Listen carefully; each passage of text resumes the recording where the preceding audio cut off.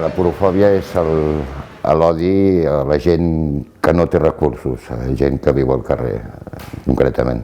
El problema bàsic de la porofòbia és que veiem a l'altra persona com inferior a nosaltres, però inferior amb un cert matís, i és que ens pot perjudicar. Per això se'l volem eliminar. De fet, en l'origen de la paraula, el phobos, del grec, tant és com por com odi. Ho anem heretant de pares a fills. Quan el nen i la nena són petits i el pare, la mare, el va portant de la mà i veu que allà al davant, a 20 metres, hi ha un home assegut al terra amb cartrons, brut. La primera reacció, molt humana, d'una altra banda, però la primera reacció és agafar el nen i per darrere, protegint-lo, posant-se el pare o la mare d'escut, passar-lo a l'altra banda, per allunyar-lo d'aquesta persona. S'ha donat sempre, el que passa que ara s'està donant a conèixer. Aquí a Barcelona hi havia hagut un cas fa alguns anys d'una senyora que va encarmar amb un caixer, per allà a Sarrià. I conec de més gent que caixers l'han agredit i a mi mateix, estant al costat de l'Hospital del Mar, em van agredir donant una bona pallissa mentre dormia. Però arrel del primer confinament, la gent que dormia al carrer era més visible. I ara potser la gent s'ha conscienciat una miqueta més.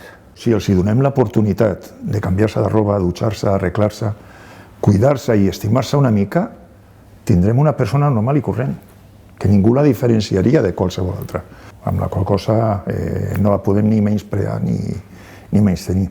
Al carrer hi viu gent de totes les edats, des de joves fins a gent gran de 60 i pico d'anys i més. Vull dir, no té condició social, vull dir, hi ha des de gent que té els estudis bàsics o no en tenen, fins a gent que ha tingut feines i càrrecs amb empreses importants. Ningú es pensa que a mi me puede pasar. Jo també, sempre que veia algú al carrer, pensava, hòstia, no sé.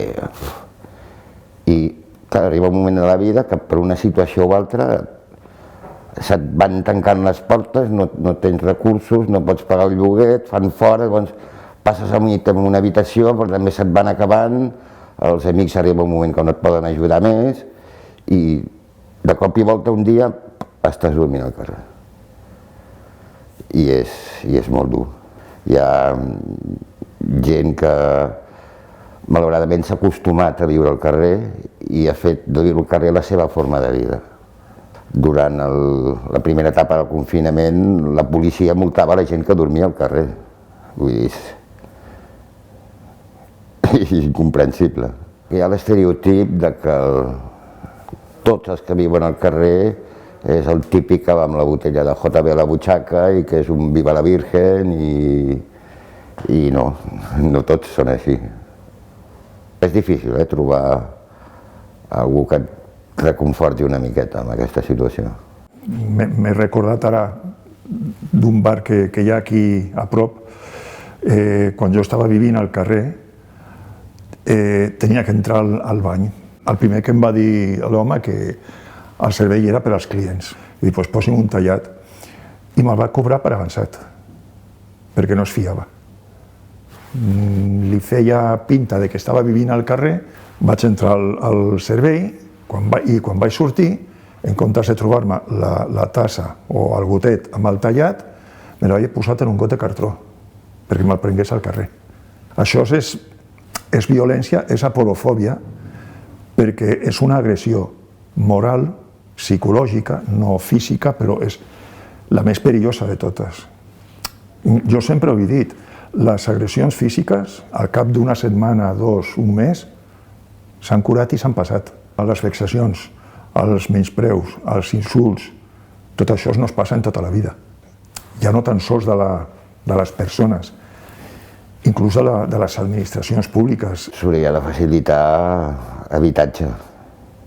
Prous pisos buits ja a Barcelona com per no poder atendre aquesta gent.